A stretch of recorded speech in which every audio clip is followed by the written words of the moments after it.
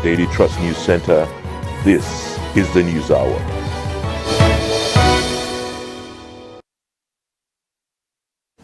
On News Hour tonight, 6 pilgrims die in Saudi Arabia as faithful get set to come in Muna and Arafat. 3 medical students missing in Calabar boat mishap as NEMA provides relief to Patigi disaster. Seasonal spike in maize prices put crop beyond the reach of many Nigerians. And on the foreign scene, vote tallying on the way following general election in Sierra Leone.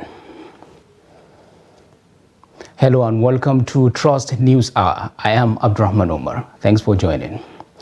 6 of the 95,000 Nigerian pilgrims for this year's Hajj exercise have died in the Kingdom of Saudi Arabia.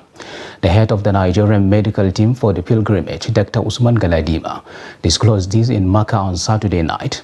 Speaking during a pre-Arafat meeting with stakeholders, he said 2 of the deceased pilgrims were from Osun State and 1 each from Kaduna and Plateau. He said 1 of them died of cardiac arrest and others of illnesses he did not disclose. Galadima, whose presentation was tagged Vital Events as of June 24, 2023, said the team attended to 30 pilgrims with mental health challenge. He, however, assured that the patients will perform Hajj as they are now in a stable condition. He said 7 pregnancies were recorded among the pilgrims, 2 from Sokoto State and 1 each from Adamawa, Kwara, Yobe, Plateau, and Katsina. Galadima also disclosed that 2 miscarriages were recorded, while a diabetic pilgrim had his leg amputated. He said his team offered consultations to a total of 15,860 Nigerian pilgrims and referred about 100 to Saudi hospitals. World pilgrims in the Kingdom of Saudi Arabia are set to come in Muna and Arafat on the 8th to 13th of Zulhijjah as part of Hajj rituals.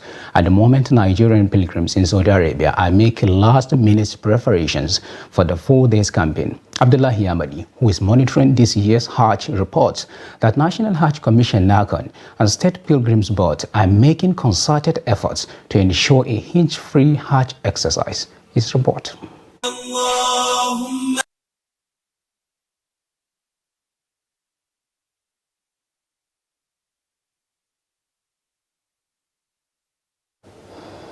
Speaking of the House of Representatives, Speaker of the House of Representatives Tajuddin Abbas has decried the flood that ravaged the Trademore Estate Lube, Abuja, which caused severe destruction of property worth millions of naira.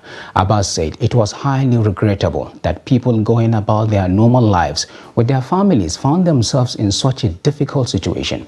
The Speaker, in a statement by his spokesman, Musa Abdullahi Krishi, sympathized with the residents of Trademore Estate over the unfortunate incident. Recall that relevant government agencies had before the rainy season alerted the public to the possibility of flood in some parts of the country, saying the public must heed such warnings. Speaker Abbas called on the authorities to swing into action to avert the recurrence of the incident. He reiterated the need for the public to take all necessary measures to avoid flood-prone areas. The FCT Emergency Management Agency, FEMA, had on Friday said 116 were affected by the flood. Meanwhile, the leadership of Nigerian Medical Students Association has blamed the management of Marina Resort, Calabar, for the boat mishap where their colleagues were drowned. The association said avoidable incident is causing so much anguish to the medical students community nationwide, blaming the lackadaisical attitude of the crew members and the management of Marina Resort. Cross River State Governor Basi Otto has in the meantime ordered the investigation into the cruise boat mishap involving 14 medical students at the popular Marina Resort. The governor, in a statement, expressed sadness over the fact that 3 of the medical students who are in Calabar for the Nigerian Medical Students Games are yet to be found. He charged security and rescue agencies, as well as local villagers involved in the operations, to find the missing students and reunite them with their families. Otto decried the safety standards at the resort, vowing that anyone found guilty to have compromised on safety will be severely sanctioned. The National Emergency Management Agency, NEMA, has handed over relief materials for distribution to families of victims and survivors of Fatigi boat mishap in Kwara State. The materials include foodstuffs, clothes, and other household items. The report. It's now almost 2 weeks since the boat mishap that claimed over 100 lives in 4 villages in Fatigi local government area of Kwara State. Officials of the National Emergency Management Agency, NEMA, are here to hand over relief materials for onward distribution to the families of victims and survivors of the boat mishap. NEMA Director General Mustafa Ahmed commiserates with the people and government of Kwara State over the incident. 100 cartons of Omo detergent, 220 pieces of blanket, 200 pieces of nylon mat, 250 pieces of mattresses. The relief items are meant to complement the efforts of the Kwara State government in providing immediate succor to the affected person. Director General, National Emergency Management Agency, the Kwara State Deputy Governor, Kayode Alabi, expressed gratitude to the federal government for the material, saying it will go a long way in providing succor to the people. The Deputy Governor is, however, not impressed with the lackluster attitude of people of Fatigi towards the use of life jackets provided for them by the state government years ago. We're not bothered about safety in this country, and we need to do something about that. Maybe we need to educate our people more. Because last year, I remember, about 1,000 jackets. If they want jackets, this could have happened, but it has happened. There's nothing we can do about it. Deputy Governor, Kwara State, said the use of life jackets during water travel is also emphasized by the NEMA boss to avert future occurrences. I believe they should have a kind of regulatory authorities by that riverbank, whereby they ensure that the right quantity or the right number of passengers are being carried on each ferry or items. There's the right amount of kilogram of what is being carried. But any passenger ferry, they should always ensure that there's number of life vests to cover the number of people on that ferry. 144 people were rescued alive from the boat mishap, which occurred on Monday, June 12, while over 100 passengers were confirmed dead. Earlier, we brought you that world pilgrims in the Kingdom of Saudi Arabia are set to camp in Muna and Arafat on the 18th to 13th of Zulhijjah as part of Hajj rituals. Abdullahi Yamadi, who is there in Makkah, now reports.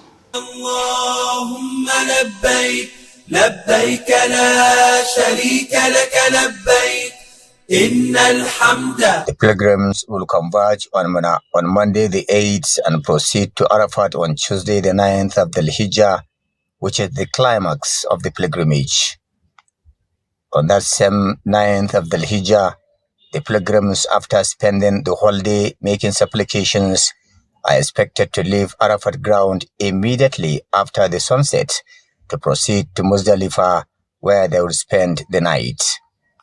On the 10th of Dhul-Hijjah, the pilgrims will proceed from Muzdalifah to throw pebbles at the Jamratul Aqaba and immediately proceed to either Makkah and perform Tawaf al-Ifadah or go back to Muna to continue with the camping. Those who proceeded to Makkah for Tawaf al-Ifadah are expected to go back to Muna before sunset to continue with the camping exercise.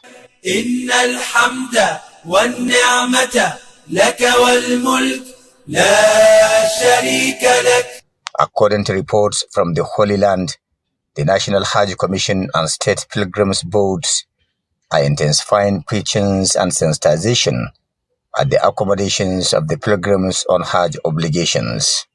From the ulamas, when they were preaching, I think we were made to understand that we will start going to Mina on the 8th, on the 7th, rather than the 8th, so that to address the issue of the crowd, because if some people leave on the 8th, some people may not reach Arafat in time, so that from the night of 8, people will be start moving to the Arafat ground. So I think in terms of the logistics of movement, I think they are doing quite well.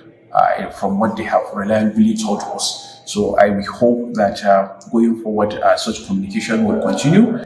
Actually, in top gear, preparations are going ahead to ensure that we have a successful completion of Hajj via the Arafat.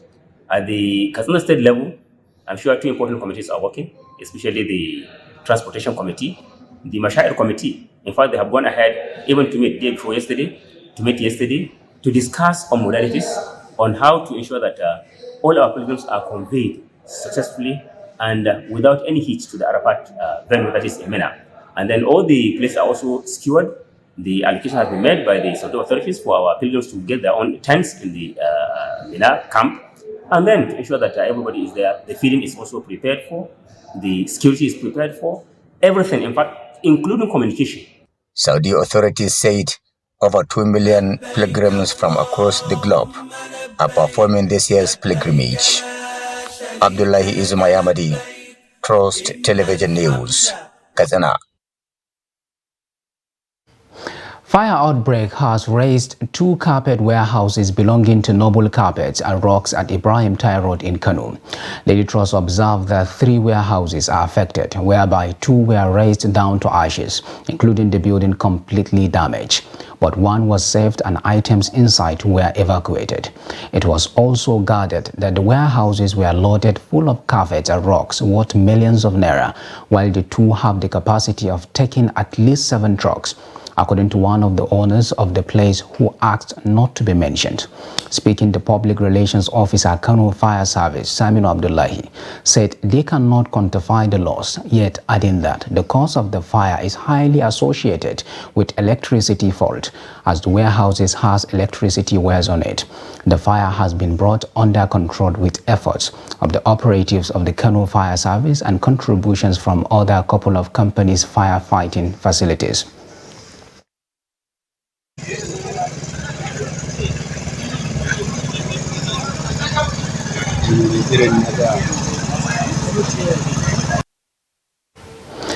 A federal high court in Kano, presided over by Justice Simon Amobida, has granted an ex parte motion stopping the demolition of property in the state.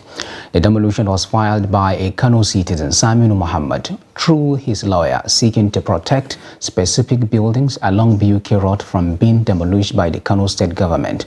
Justice Amobida's order restrains the Kano State government and its agencies from proceeding with the demolition of properties situated on number 41 and 43 Salenta along BUK Road, Kano.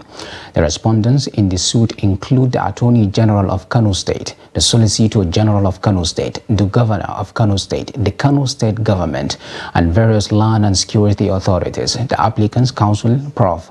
Nasru Ali San, moved the motion, prayed to the court to stop the demolition, which the court granted an interim order. The judge, however, orders an accelerated hearing in the case. The matter has been adjourned to July 10th for further proceedings. This court ruling comes as a temporary relief to the affected property owners who had faced the threat of demolition. A civil society organization, Center for Transparency Advocacy, CETA, has called upon the Independent National Electoral Commission, INEC, to take necessary measures to prevent the recurrence of the numerous challenges that undermine the integrity of the 2023 general elections during the upcoming governorship elections in November in Kogi, Bayelsa, and Imo states. The group also urges Nigerians to shift their attention to the positive aspects that emerged from the previous elections and work towards maintaining them. Sagir Ibrahim reports. During a stakeholders roundtable on the 2023 general elections, Faith Mwadishi, the executive director of the Center for Transparency Advocacy, highlighted the concerns raised by some citizens regarding the challenges faced during the elections, particularly logistical issues. However, she emphasized the need for Nigerians to consider the broader context in which the elections occurred. While acknowledging these challenges, she emphasized that it is crucial for citizens not to overlook the significant achievements of the 2023 elections. I don't think anybody can say that I'm a card-carrying member of any political party. But there's some people who are card-carrying members of political parties, and because it didn't go well in some areas, it went well. In other areas, they rejoice because it went their way. In other areas, they don't rejoice because it didn't go their way. The political process is for us to strengthen our democracy. And the reason for this is because the next off-season election that is coming, Kogi, Bayelsa, and Imo, there are some lessons we have learned from the 2023 general elections that we need to highlight to help strengthen the forthcoming elections that we are having. And I think also that all of these conversations that we're having, as we're putting the torchlight on the electoral empire, we should look at the political class. We need to extract the commitment from the political class that they are ready to help our electoral processes.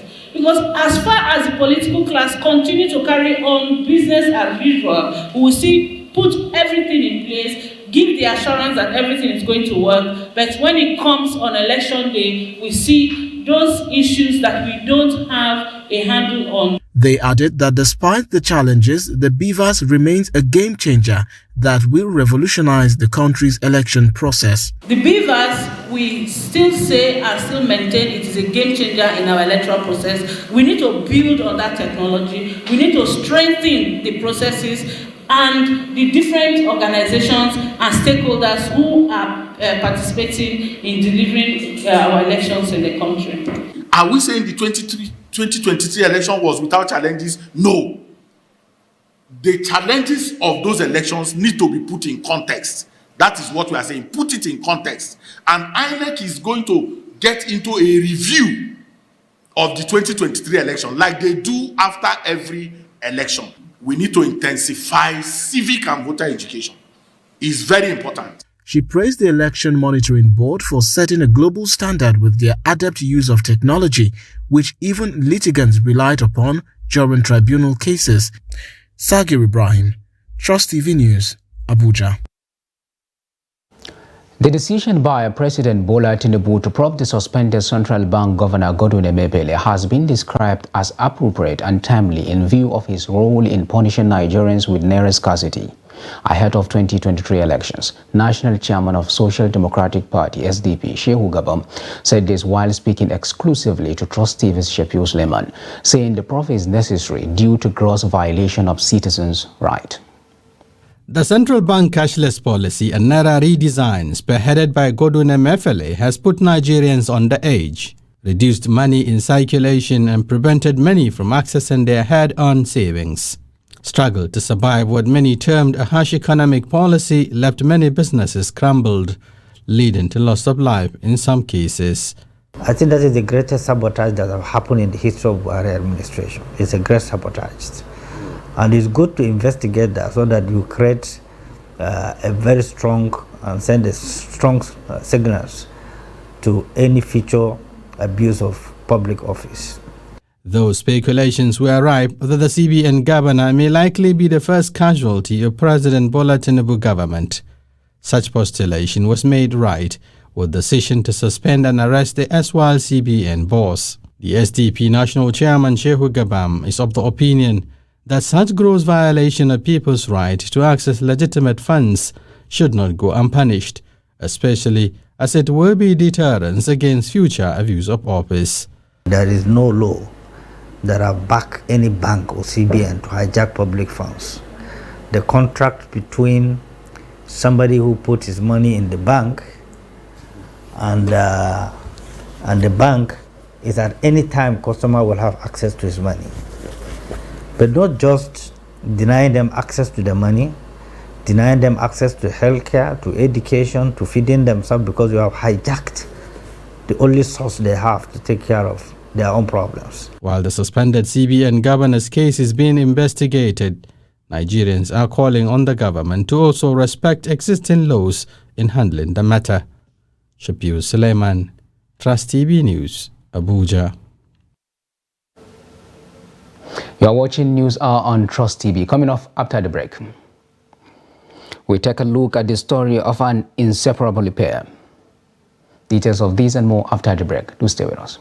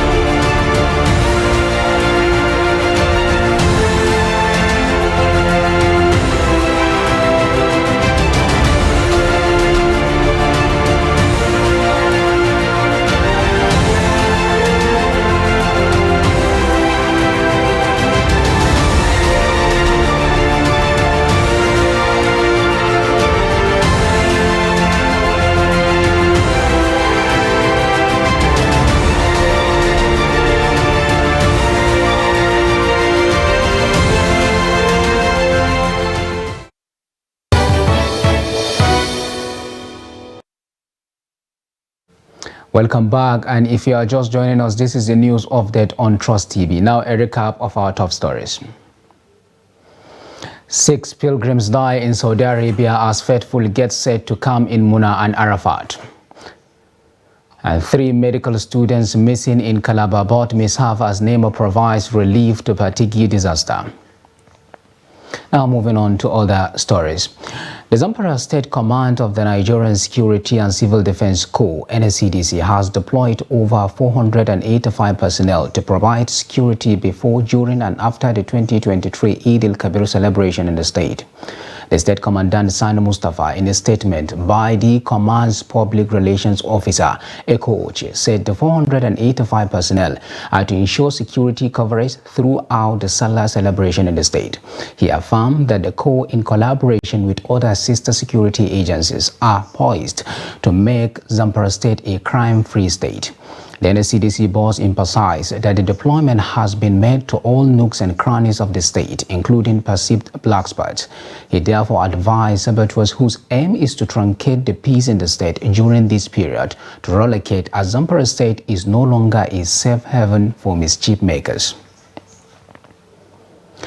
Maize price hike is taking toll on consumers in Bauchi State. Even though not connected to fuel price hike, maize, a staple food of the poor, is now beyond the reach of many. Farmers in Bauchi State, however, suggest that all-year farming can mitigate the effects price hike of maize as the essential commodity. Trust TV's Adamu Imam reports.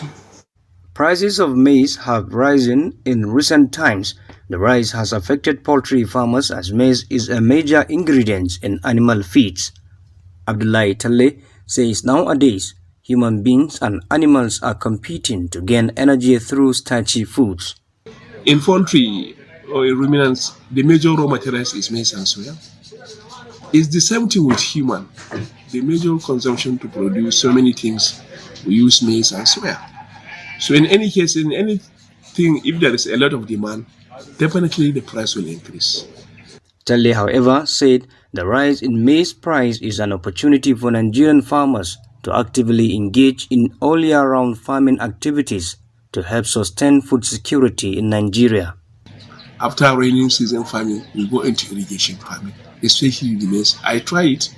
Maize is very good when it was during irrigation. You have bumper harvest. So we have to diversify the farming to make sure that we are doing yearly, not only during rainy season. Production of animal feeds is no longer what it used to be, according to traders and poultry business owners. We usually mix animal feeds with totuan masara in Hausa language. We call it mixed feeds for cows. Instead of hardship, we devised this means to help solve to people.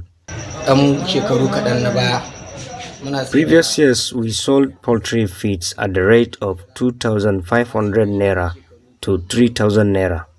But within few years, it rises up to 10,000 naira per bag of 25 kilograms of feeds. So if care is not taken, the small-scale marketers cannot make it in the business. People are finding so difficult to eat or to feed because a home of or a house that contains like 7 or 8 members in the house. So they find it very, very difficult to feed now. Farmers are, however, optimistic that the price of maize may come down in a couple of months when supply is expected to increase. Adam Imam, Trust TV News, Bauchi. A few days to Eid al-Kabir celebration, ram sellers in Jos Animal Market, the Plateau State capital, are decrying low patronage as buyers say prices of the sacrificial animals are high. Ram sellers at Dish and Shanu Market say the business this year is not booming as buyers are not forthcoming to buy the rams for Salah festivities. Ado Musa completes the report. Although ram markets across the country had witnessed low patronage previously, traders say the low patronage being experienced this year at the animal market is the worst they have seen. The traders also attribute the development largely to the fuel subsidy removal and the security challenges bedeviling the country. Muhammad Rabiu, an animal dealer at the Enshanu market, explains the factors responsible for this development. The transport is so expensive, so that increased the price of the animal. After that, the feed we used to buy is also increased. That's why the price is going up and there is no market. According to the expectation, the ram we used to sell last year, 35,000 for example, this year 2023 is up to 50 to 55,000. Some buyers at the market complain about hike in price of the rams this year. Alternative, feel that we go to the village and get or check around again if I will get an affordable one. We are at the market to buy the ram for the Salah festivity, but the price is high. The rams are untouchable because of their prices. I don't know how to go about it. Ram dealers at the market said the low patronage being experienced in the market could improve if government pays June salary before Monday. Ado Musa, Trust TV News, Jos. The congestion in Jalingo main market has been identified as a major disruption to the smooth operation of the market. To this end, customers have appealed to the state government through the local council to address the menace in order to allow for smooth operation within and around the market. The report. The main market of Jalingo local government area of Taraba State is located along Palace, one of the major streets in Jalingo. The market has a daily patronage of over 10,000 people who throng it for different purposes. It is, however, witnessing a serious challenge due to the parking of heavy trucks, commercial and private vehicles within the market premises, as well as hawkers who camp at unapproved location to market their wares. It is against this backdrop that the former caretaker committee chairman, Aminu Jauro Hassan, embarked on demolition of old shops and construction of new blocks in some parts of the market. This is the only market that we have in the interior part of Jalingo local government, apart from the other ultra-modern market that is at the outskirts of Jalingo, which because of security reasons and because of the fact that that market outside Jalingo has not been fully patronized, hence the need for us to ensure that what we have at hand needs also to be rehabilitated so as to give the people in the market, and indeed those that are patronizing the market, sense of belonging, and apart from that, a peaceful environment for business to thrive. Some shop owners frowned at the attitude of some people who deliberately park their vehicles in front of their shops, as well as those conducting their businesses on the street. Indiscriminate parking of heavy vehicles in the market is one of the factors responsible for the congestion. I think if government can address this wrongful parking, we will appreciate it honestly. Other shop owners who said the problem is not that of parking spaces for heavy-duty trucks, who they insist must always make their way into the market because they transport their goods. However, maintained that the challenge is lack of permanent parking environment, hence the need for the government to look into the situation. No problem at all. The vehicles are bringing our goods, of course. We will recommend that government finds adequate parking space for them. It is okay, but still government can find separate area where they can be parking, and we now go there to take our goods instead. Meanwhile, the Jalingo head of local government administration, Holga Isa Ida, assured the people that the project is still on ground, adding that since government is continuous, he is positive that the incoming local government administration will continue from where the previous administration stopped. We're not going to stop it. It's a continual process. Government is a continual process. The leadership come and gone, but the government remain. They called on state government to decongest the main market by structuring it for citizens to have a conducive environment for the exchange of goods and services. Member representing the Arugungu constituency in the Kebbi House of Assembly, Umar Namore, has called on the federal government to spray pesticides on invading quillia birds, destroying crops on farmlands in the state. Namore made the call in an interview with the news agency of Nigeria, NAN, in Birnin Kebbi on Sunday. He said the quillia birds have ravaged almost 95,000 hectares of dry season rice plantations in the state, with attendant food security implications.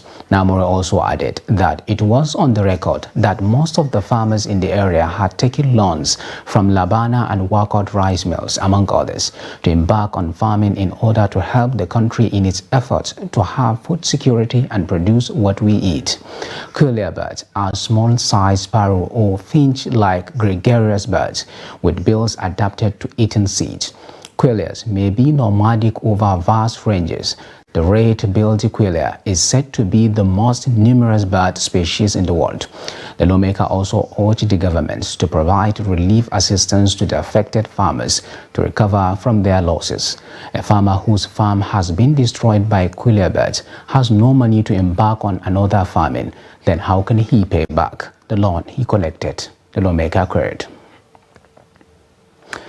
Socio-Economic Rise and Accountability Project (SERAP) has urged Acting Governor, Central Bank of Nigeria (CBN), Folashodun Shonobe, to immediately delete the patently unlawful provisions in the Central Bank of Nigeria Customer Due Diligence Regulations, directing banks to obtain information on customers' social media handles for the purpose of identification. SERAP said the CBN ought to contribute to the advancement of respect for the rule of law and human rights in the discharge of its statutory functions, and not undermine or violate these fundamental legal requirements and standards. It said the mandatory requirement of social media handles or addresses of customers does not serve any legitimate aim, noting that such information may be used to unjustifiably or arbitrarily restrict the rights to freedom of expression and privacy. The Joint Admissions and Matriculation Board, JAMB, has set the cut-off mark for 2022-2023 admissions into universities across the country at 140 and above. This was disclosed on Saturday by the Registrar of the Board, Prof. Ishaq Oloyede, during a presentation at the 2023 policy meeting on admissions to tertiary institutions and awards held in Abuja.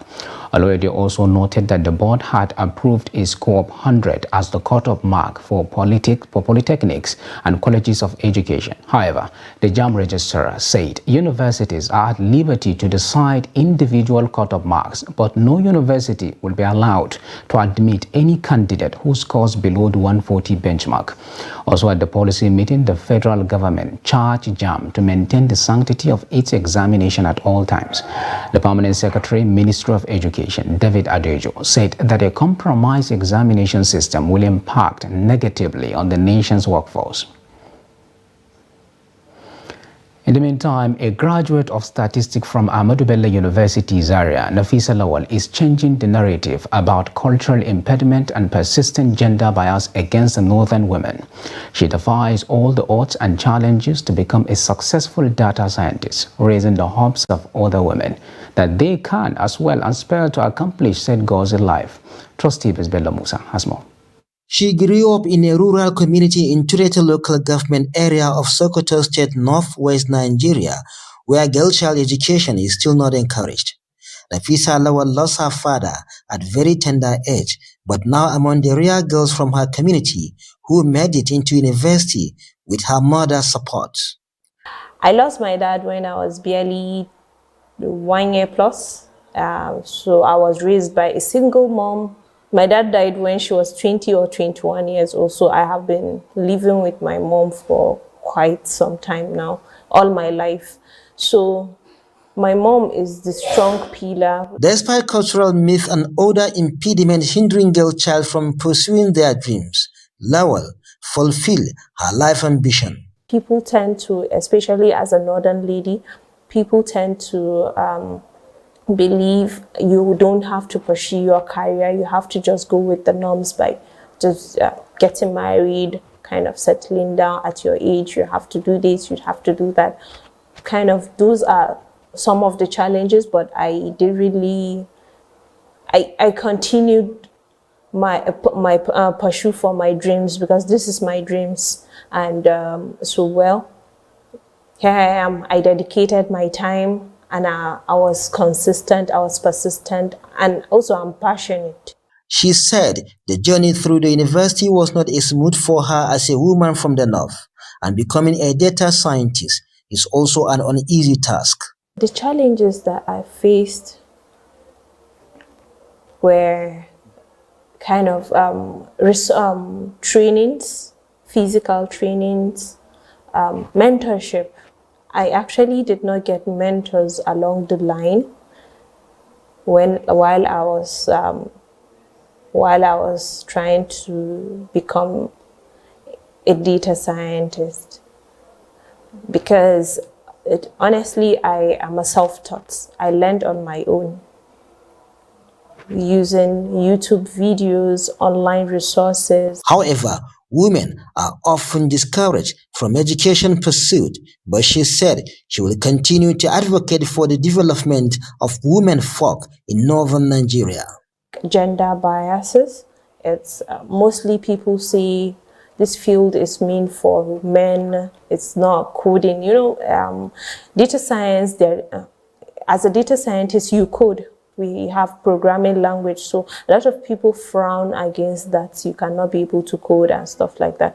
So it's meant for like men in general. Nafisa Lawal believes that venturing into data science can unlock opportunity for women in the North, and the cultural norms affecting the growth of women can be addressed to allow them contribute their quota in national development. Bella Musa, Trust TV News, Kaduna. One must have in a lady or woman's living space, luggage or even handbag at any given time is mirror. This is because they have the habit of occasionally staring at the mirror, be it at home, work, school or any other place. In this report, Victoria Takalo takes a look at why women staring at mirrors love staring at mirrors even at the unlikeliest of places and times. The report is presented from our studio. According to a survey conducted by specialists of a cosmetics brand, on average, women spend 3,276 hours or 136 days on makeup, hair, and clothing choices. In all of the above time, they are staring at the mirror, admiring how suitable or not they appear. Outside their closets, the most popular places they look at themselves include the glass of the car, the phone screen, shop windows, etc. Women use mirror because it's an addictive habit. We use it to check if our makeup is okay, if you are looking fine, if there's need for changing something. That's how we use it. So it's just addictive. We are addicted to it. Unconsciously, we check the mirror. That's why you see women when they see any form of mirror, they want to see if I'm okay or not. It's just an addictive habit. We women, we like mirror. We like using mirror to check ourselves. When we rub powder, we like to see as we look. We put eye pencil or makeup, any makeup we make, we like to see ourselves in the mirror and see how beauty or how nice we are before we go out. It's for validation, which may or may not reflect their true identities. Mirror is a must for us to appreciate ourselves more as a God creature. Then to always look at if probably your dressing is not correct while walking on the road. At times we use our phone on the road to actually check the way we dressed from inside. Then when we get outside as well, we check ourselves again.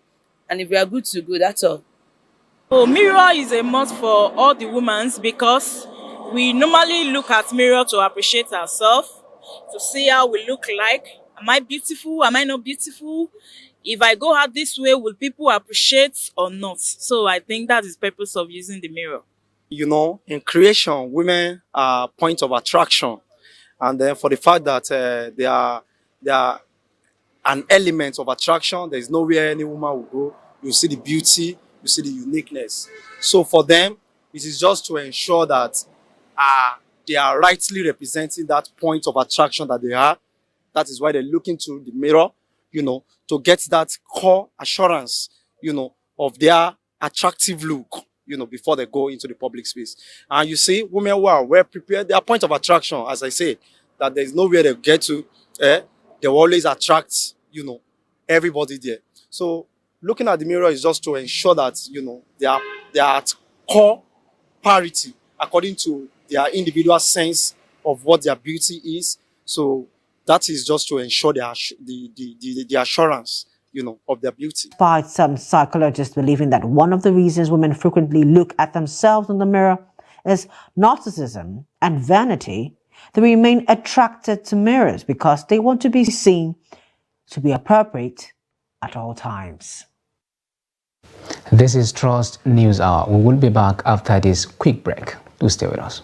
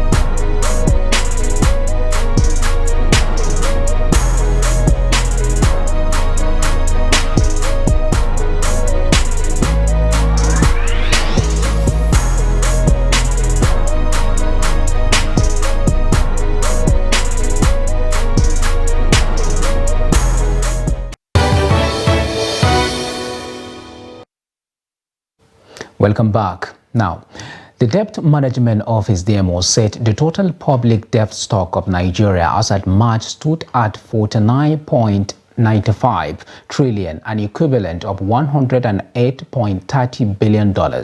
According to a statement obtained from the DMO official website on Sunday, the total debt stock comprises the external and domestic debt of the federal government, the 36 states, and the Federal Capital Territory, Abuja.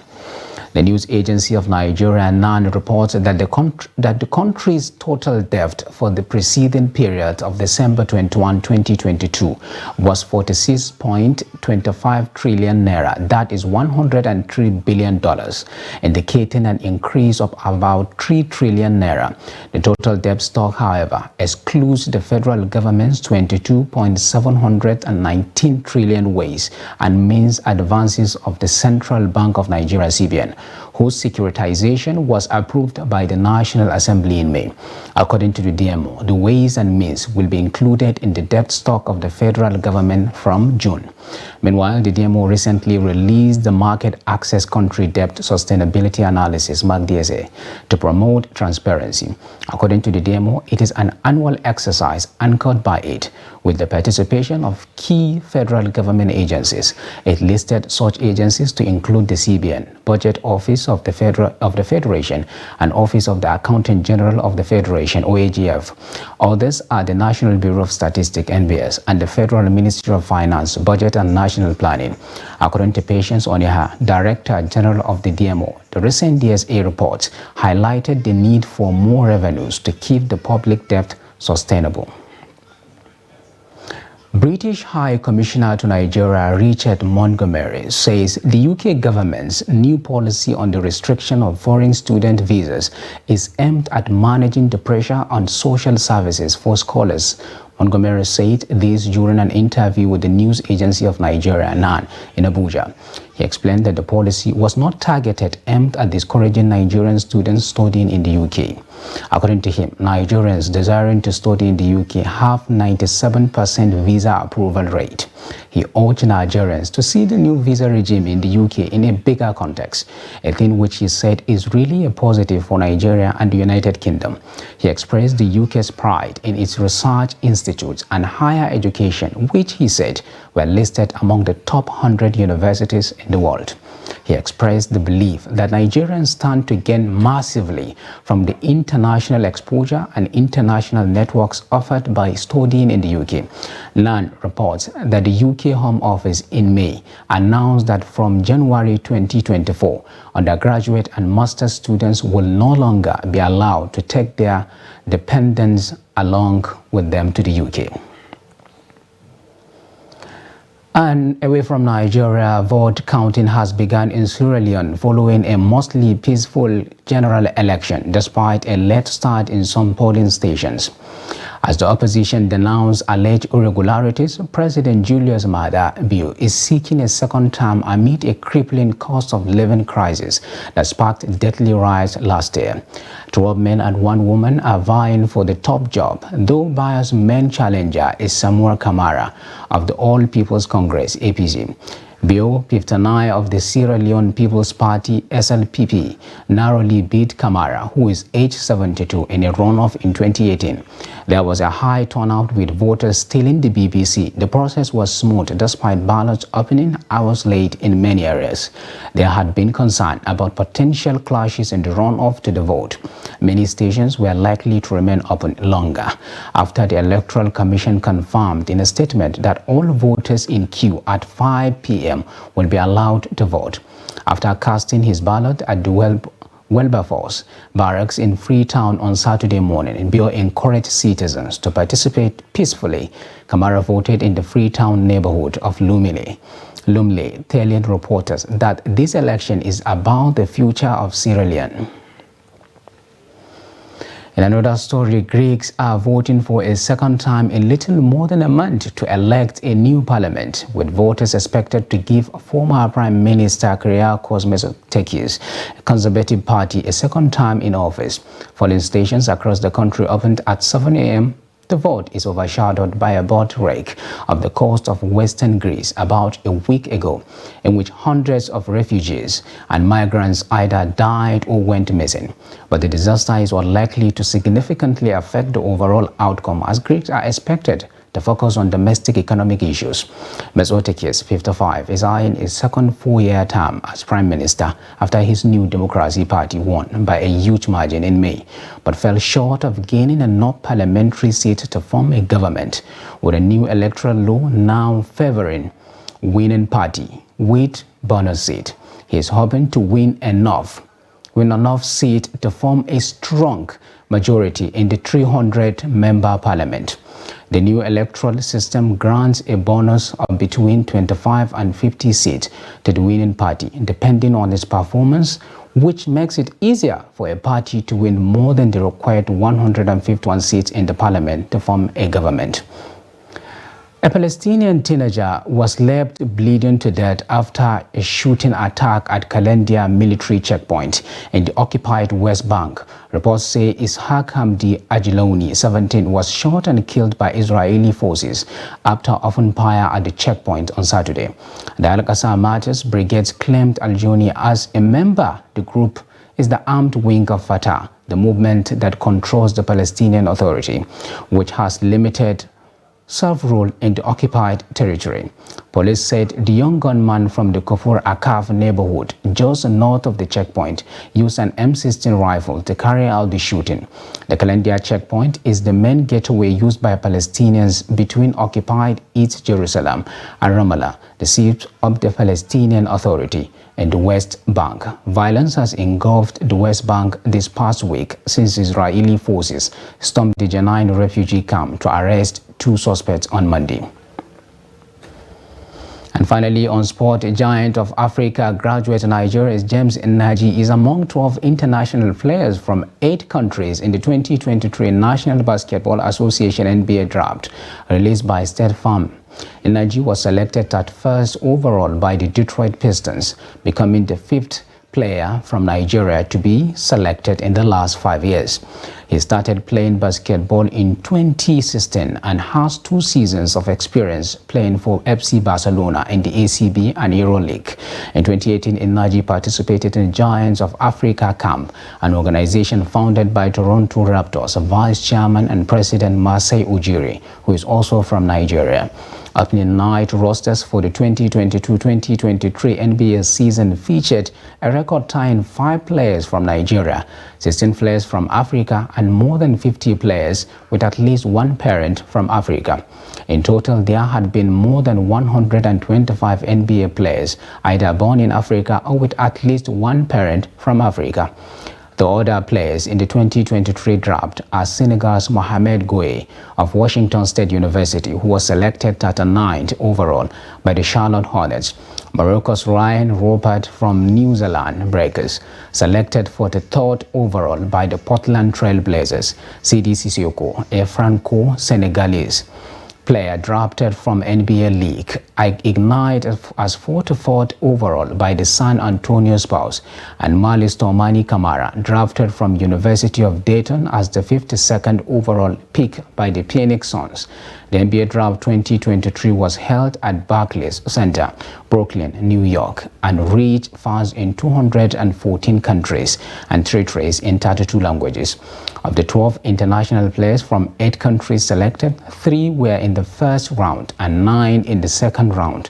7 players, either born in Africa or with direct ties to the continent, were among Thursday night international draftees.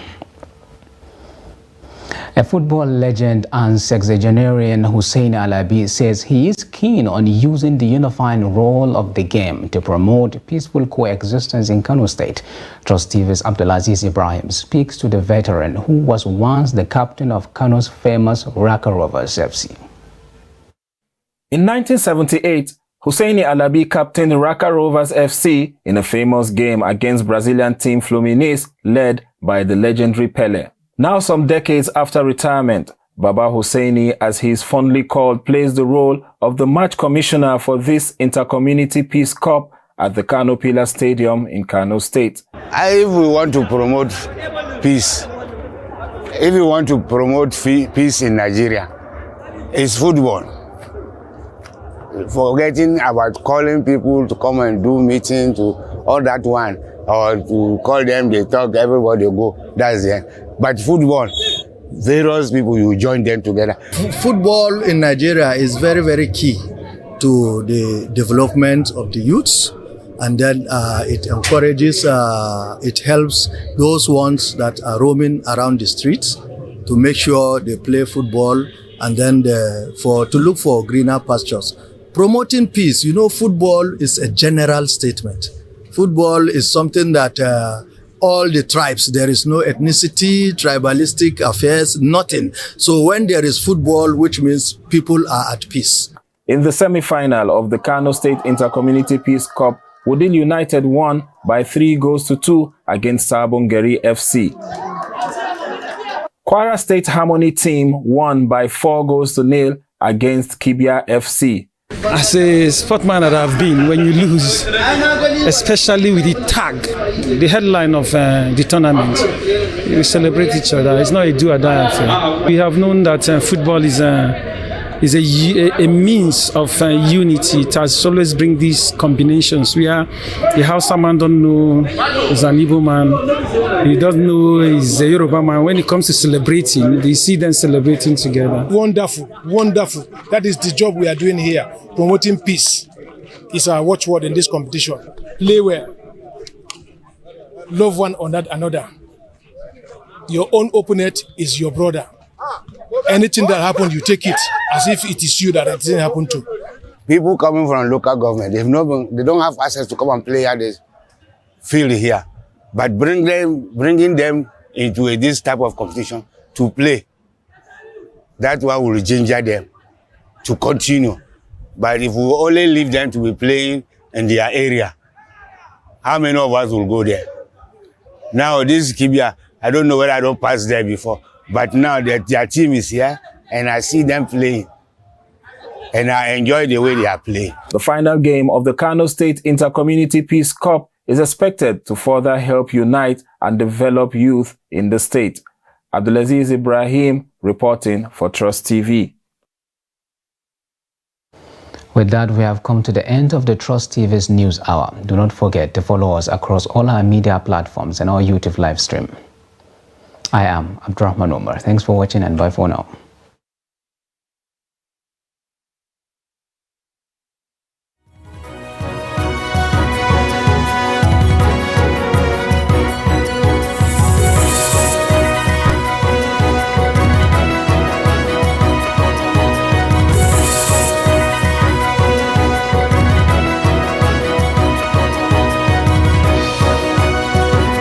From the Daily Trust News Center, this is the News Hour.